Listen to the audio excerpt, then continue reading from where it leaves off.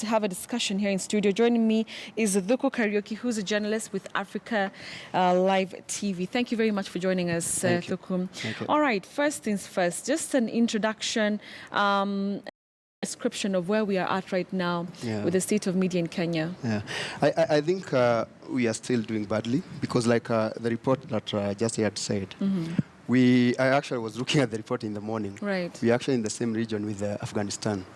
And although there are arguments about like how we do these reports, because of all the other factors that are affecting the media freedom in the country, I think we are not doing good. And if you check what has been happening over time, like coming all the way maybe from the 80s and 90s, we had media pushing a lot and pushing for political space, because that was the main thing that media was known for at that time. But we thought that after the birth of the Republic again, would have a stronger media because media was at the center of it with the opposition politicians as well.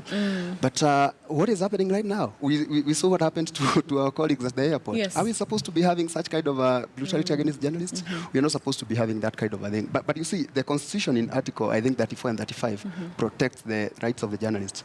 But sometimes, even us who are practicing, we don't pay a lot of interest on the protection we are given by the Constitution, and that is where we are supposed to be coming from. Because every other time, and I know a lot of people, a lot of my colleagues outside there working, doing their daily job, looking for their daily bread as well, are getting a lot of problems, even threats, like not necessarily what we've seen on air, like the battering and all that. Yes. But think about even the people who are suffering, like you have your cell number, you have your Facebook account. If you've suffered such things, you know what is happening. So this is the thing, I think, what is happening. We are supposed to, like, even ourselves, understand very well where our rights start and end as well, so that we are able to fight for us, for our colleagues, for everyone who is doing the same practice we're doing. And remember, what is happening nowadays is that we have a lot of news spreading through social media. So sometimes we are maybe denied the very right to inform the people because of what is happening to social media. But what are we supposed to do as journalists? I think, again, the ball comes back to us. Because what are we supposed to do? We're supposed to stick to the narrative. We're supposed to stick to the narrative of informing people and making sure that we inform people the right way. Some cases we are not doing it that very well. And we'll get to that. We'll take an analysis of really what is it that we're doing right and what is it that we still need to improve on. But before that happens, I just want us to cross over to Mombasa. I understand that human rights group Muhuri is currently issuing a statement to do with World Press Freedom Day. Let's listen to that. The media play an important role in civic engagement, and we commend the media in Kenya for playing such an important role. Muhuri is, however, concerned with some developments that were experienced in January 2018 in our country after the contested election in October 2017, when the government unilaterally infringed on the fundamental rights of press freedom by shutting down specific media companies under the pretext of national security. This was further followed by flagrant disregard of judicial orders, where the government action to shut down the media companies was considered illegal by the judiciary. This unfortunate incident has blemished and stained this country's image, and remains a bad stain and utterly condemnable. Ever since this unfortunate incident happened, we are yet to see any prosecution made for persons that were allegedly accused of breaking the law with respect to the media shutdown, casting doubts on whether there was really any evidence of wrongdoing to begin with. We call on holders of instruments of power to always exercise restraint in the application of their mandate, and to always be guided by the rule of law. Lastly, Muhuri wishes to laud the President's State of Nation address in the congregation of the National Assembly and the Senate on his government's resolve towards corruption. In order to support the efforts made by the media in highlighting the issues of rampant corruption in our country, we urge that talks of prosecution of high-profile cases of corruption in government should no longer be a moniker used for political expediency. Government must truly be held accountable for the way it handles corruption, involving its highly placed officials. Such promise should not just remain in writing, as it was traditionally, as it has traditionally been, but should be immediately dealt with. And my press statement is over. All right, so that is the Executive Director of Muhuri Africa, of course, giving his statement and with regard to press freedom, World Press Freedom Day.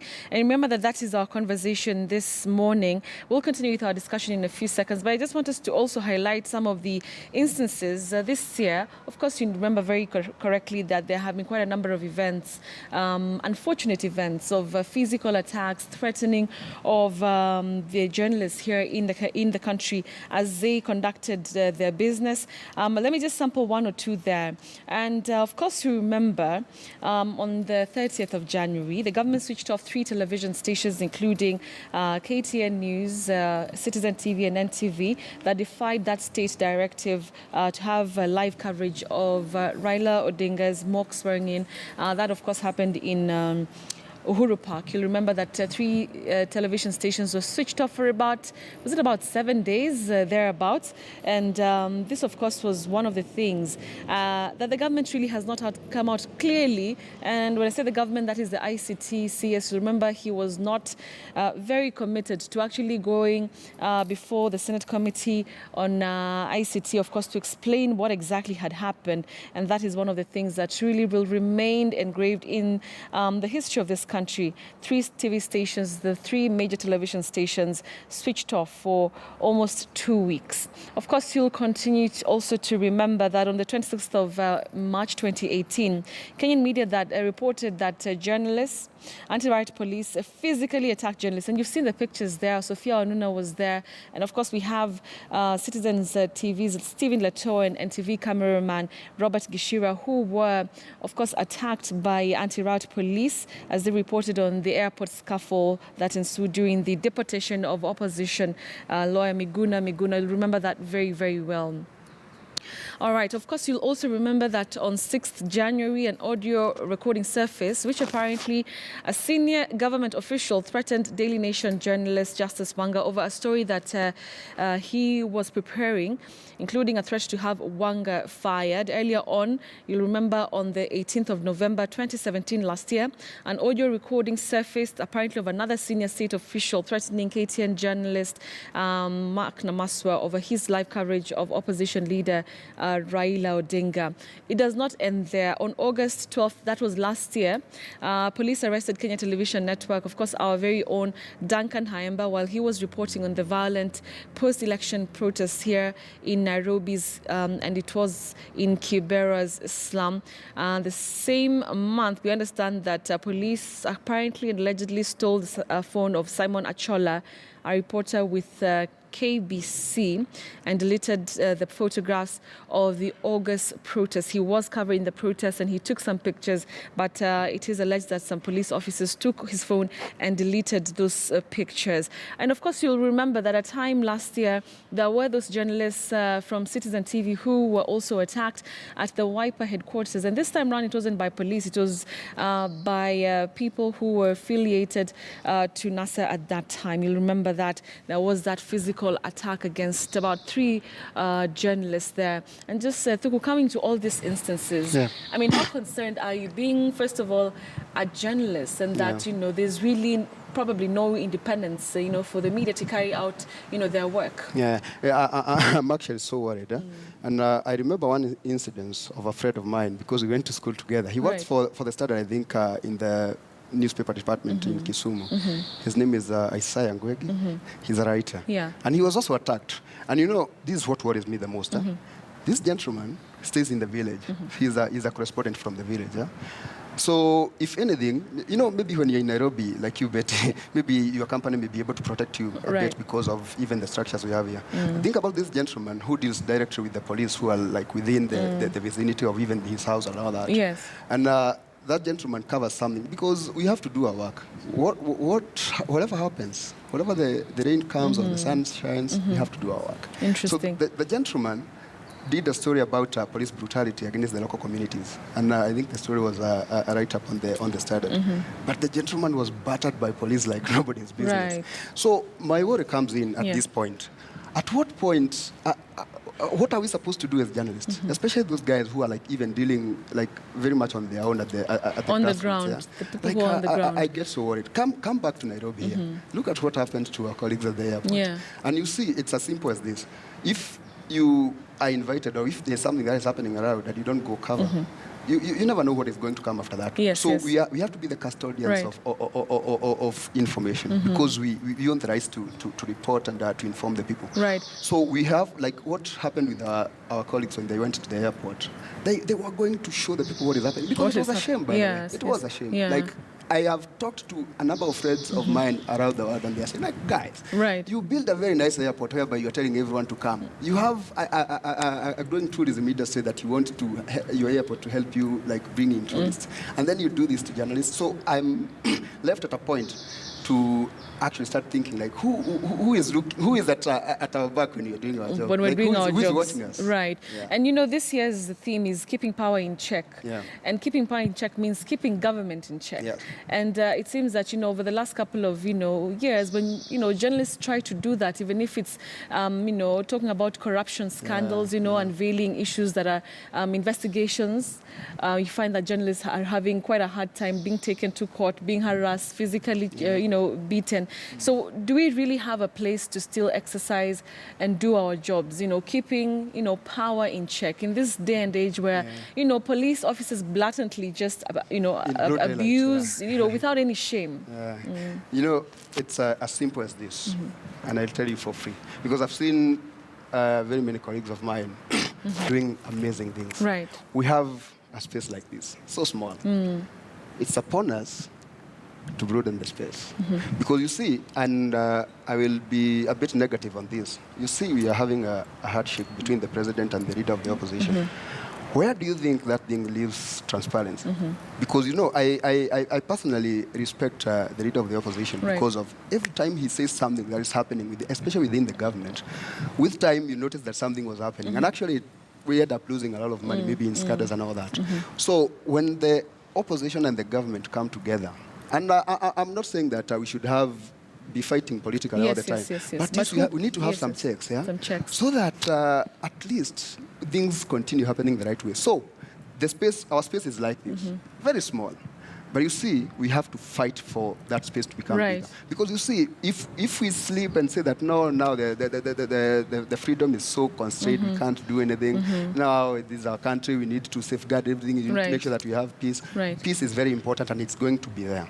But not when we cover ourselves and say that now we can't do anything. So it's as simple as this. We will continue operating in very bad situations, but it's upon us to continue broadening the space so that at least we're able to operate in better. And that brings me to my next question, because then what is the responsibility of the media? And I'm happy that you brought in the issue to do with the handshake. And, now government, and the opposition, seemingly have this, bromance, this, friendly, relationship. And the opposition is really supposed to keep the government in check. But maybe right now it might not be as strong as it has been before. So then what is the responsibility of the media right now, especially that there's this newfound friendship between, two people who were supposed to keep each other in check? Our responsibility is to continue keeping the vigil, like you continue burning the midnight oil and looking for where things may go wrong. Because, it is our responsibility as the informers of the society also to make sure that at least things, because I think we are charged with a very high responsibility. And you see, even when they do the index here of like who the people trust the most, you see where the media comes in.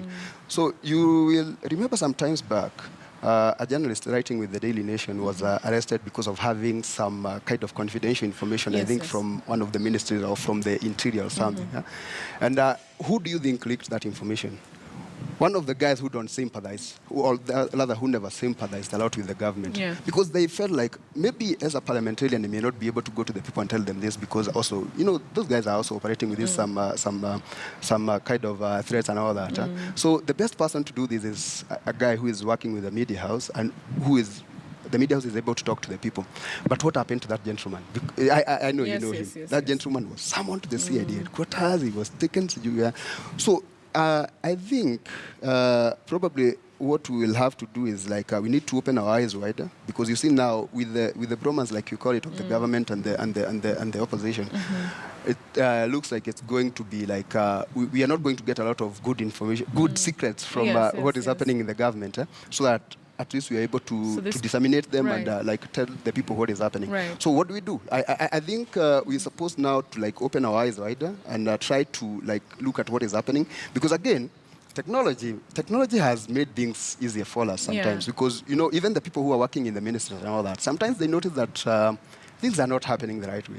And even because of technology and all that, even the junior staff in the ministries right now will tell you like, give it a month or two and you're going to have this thing coming out and all that. All right. So what we're going to do is that we are going to keep vigil, like I said. We are going to open our eyes wider. And I encourage my colleagues, because some of my colleagues are doing some good work. And now, at least now we have some insiders who can tell us the secrets that are happening inside there. All right. Yeah. So the responsibility is indeed greater for the media in Kenya right now. Yeah. All right, fine. So we'll take a short